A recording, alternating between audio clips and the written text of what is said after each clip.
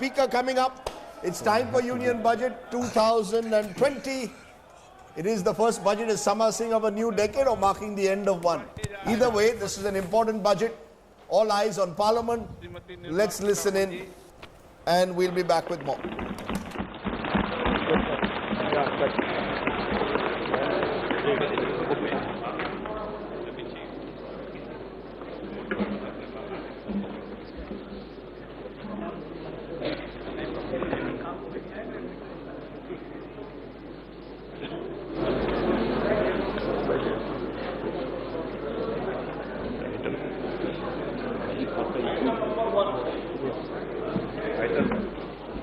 माननीय मंत्री जी, item number 1। हाँ जी, एक minute ji.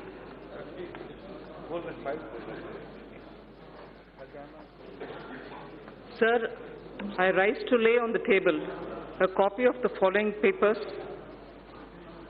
report of the 15th Finance Commission for the year 2020-2021, explanatory memorandum on the action taken on the recommendations contained in the report of the 15th Finance Commission.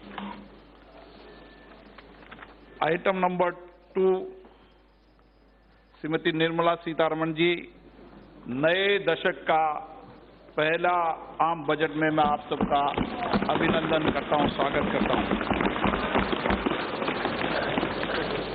Sir, I rise with your permission to present a statement of the estimated receipts and expenditure of the Government of India for the year 2020-2021.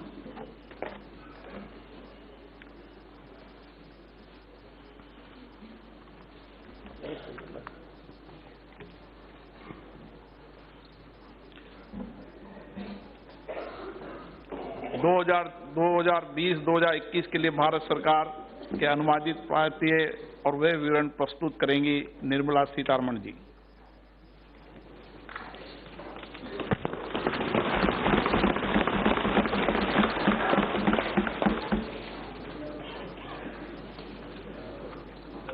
I rise to present the budget for the year 2020-2021. Sir, in May 2019, Prime Minister Modi received a massive mandate to form the government again. With renewed vigor, under his leadership, we commit ourselves to serve the people of India with all humility and dedication. People of India have unequivocally given their Janadesh for not just political stability and also reposed faith in our economic policy. This is the budget to boost their incomes and enhance their purchasing power. Only through higher growth we can achieve that and have our youth gainfully and meaningfully employed. Let our businesses be innovative, healthy, and solvent with use of technology. For today's youth, born at the turn of the century, for every member of the scheduled castes and scheduled tribes who seek a better life, for every woman wishing to stand up and get counted, for every individual from the minority sections of our society, this budget aims to give and have your aspirations and hopes addressed.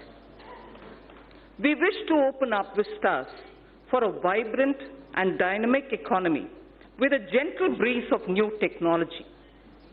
This vibrant India shall be a caring society which shall attend to its weak, the old, and the vulnerables among its citizens. During 2014-19, our government brought in a paradigm shift in governance.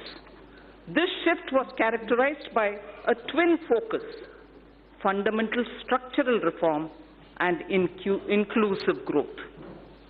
Fundamentals of the economy are strong, and that has ensured macroeconomic stability. Inflation has been well contained.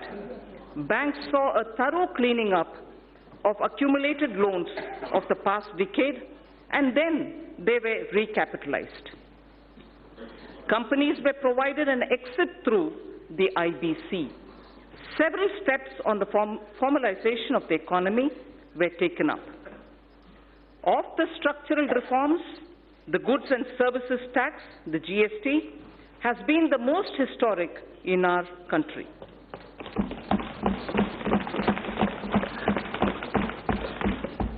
Its chief architect is not with us today.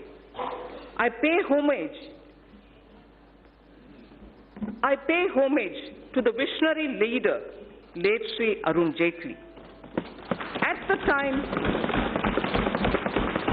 the time of rollout of GST, he had said, and I quote, It will be an India where the center and states will work harmoniously towards the common goal of shared prosperity. The unanimity of the constitutional amendment and the consensus of the GST Council highlights that India can rise above narrow politics for the nation's interest. With the GST, neither the state nor the center loses its sovereignty. In contrast, they will pool their sovereignty on decisions on indirect taxes, unquote. True to this vision for the historic structural reform, the goods and services tax has been gradually maturing into a tax that has integrated the country economically. It has consolidated numerous taxes and cesses to one tax and facilitated formalization of the economy. It has resulted in the efficiency gains in logistic and transport sectors. The turnaround time for trucks has witnessed a substantial reduction to the tune of 20% due to abolition of checkposts in the GST. The dreaded Inspector Raj has also vanished. It has also led to a significant benefits to MSME by way of enhanced threshold and composition limit. The effective tax incidence on almost every commodity came down substantially. Through several rate reductions, an annual benefit of 1 lakh crore rupees has been extended to consumers. It amounts to 10% reduction in overall tax incidence. An average household now saves about 4% of its monthly spends on account of reduced GST rates. During this phase of maturing, GST did face certain challenges. This was natural, as transition was daunting. GST Council has been proactive in resolving issues during the transition. In the last 2 years, we have added more than 60 lakh new taxpayers. A total of about 40 crore returns were filed. 800 crore invoices were uploaded and 105 crore e-way bills were generated. There has been extensive engagement with stakeholders. A simplified new return system is being introduced from 1st April 2020. A former Prime Minister had once voiced a concern that the fruits of the welfare schemes were not reaching the intended citizens. The common and deserving citizen was only receiving 15 paise of every rupee sent to him. Guided by Sabka Saath, Sabka Vikas, Sabka Vishwas, our government and our Prime Minister added manifold speed and scaled up the implementation of schemes and programs that directly benefited the poor and the disadvantaged. I wish to list out only a few as examples. 1. Welfare schemes with direct benefit transfer embedded in them. 2. Sanitation and water as provision of basic needs and as a measure of preventive health care. 3. Healthcare through Ayushman Bharat. Clean energy through Ujjwala and solar power Fourth. Fifth, financial inclusion, credit support, insurance protection to vulnerable sections and pension scheme. Sixth, digital penetration with broadband and UPI. And finally, affordable housing for all through PMAY, the Prime Minister Awas Yojana. The milestones achieved are unprecedented, globally recognized and benchmarked against international indices. This strategy changed the established order of a few individuals, cornering most of the benefits, and was appreciated by the people. This had immensely positive outcomes. We have moved on from a growth rate of just over 4% in 1950s to 6% in 80s and in the 90s. However, during 2014 and 19, we clocked a growth of 7.4% on average, with inflation averaging around 4.5% itself. It is worthwhile to note that inflation was close to 9% in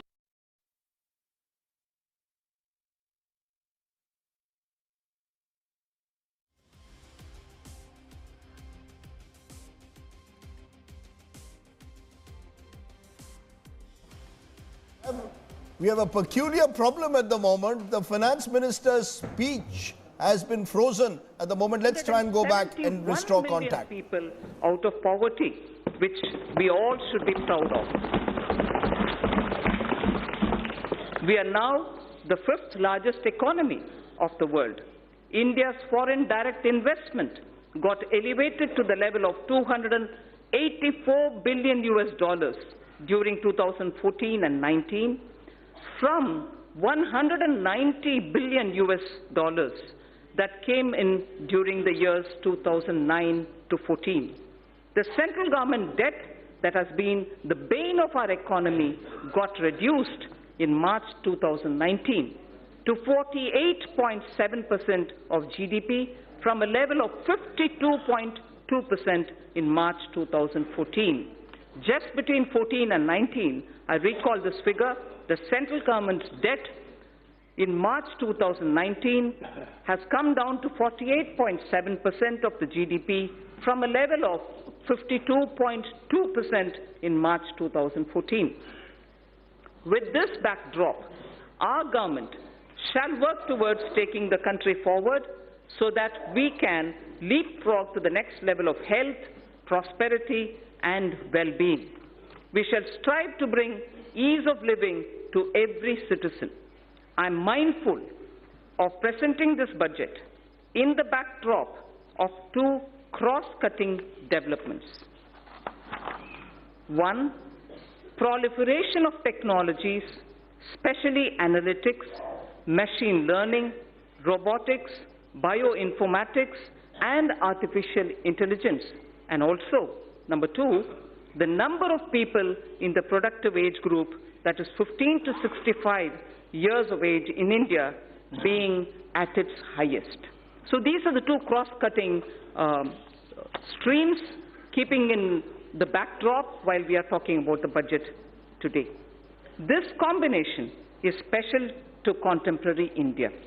Across the world, if there is a shrinking of globalization, equally, there is a debate on the efficacy of monetary policy too.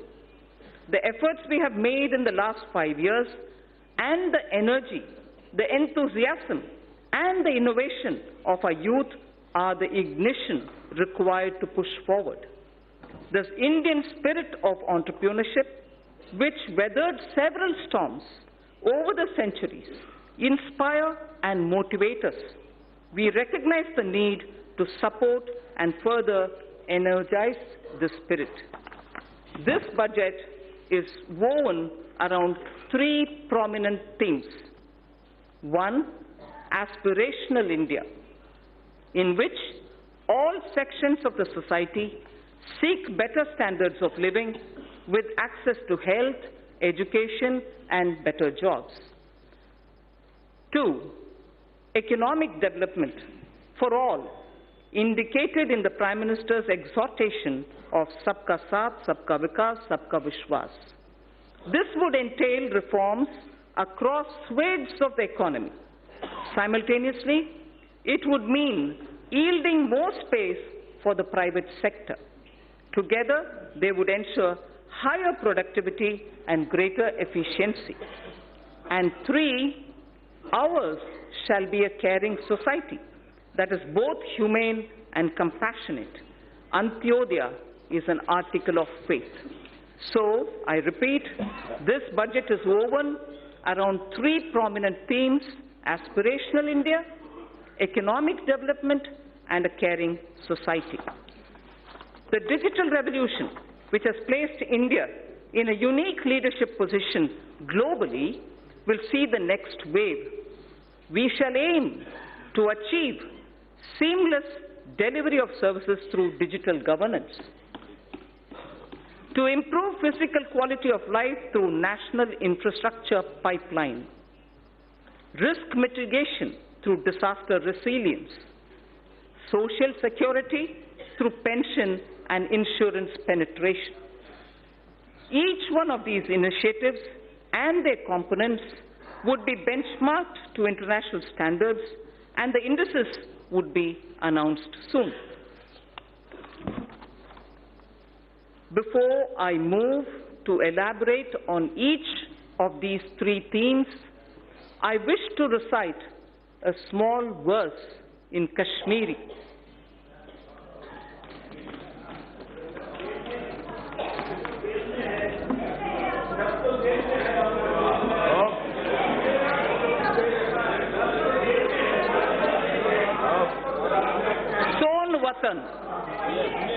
सोन वतन गुलजार शालीमार ह्यूं, सोन वतन गुलजार शालीमार ह्यूं, दल मंज फोलवून पंपोश ह्यूं, नवजवान अन हुंद भूषण खुमार ह्यूं, म्योन वतन च्योन वतन सोन वतन Nundboni Watan.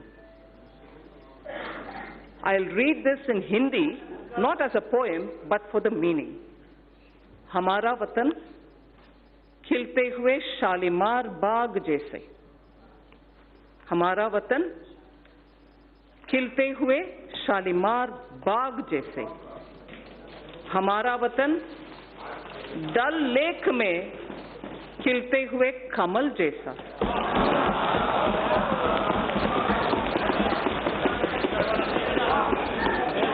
नवजवानों के गरम खून जैसा. नवजवानों के गरम खून जैसा. मेरा वतन, तेरा वतन, हमारा वतन, दुनिया का सबसे प्यारा वतन.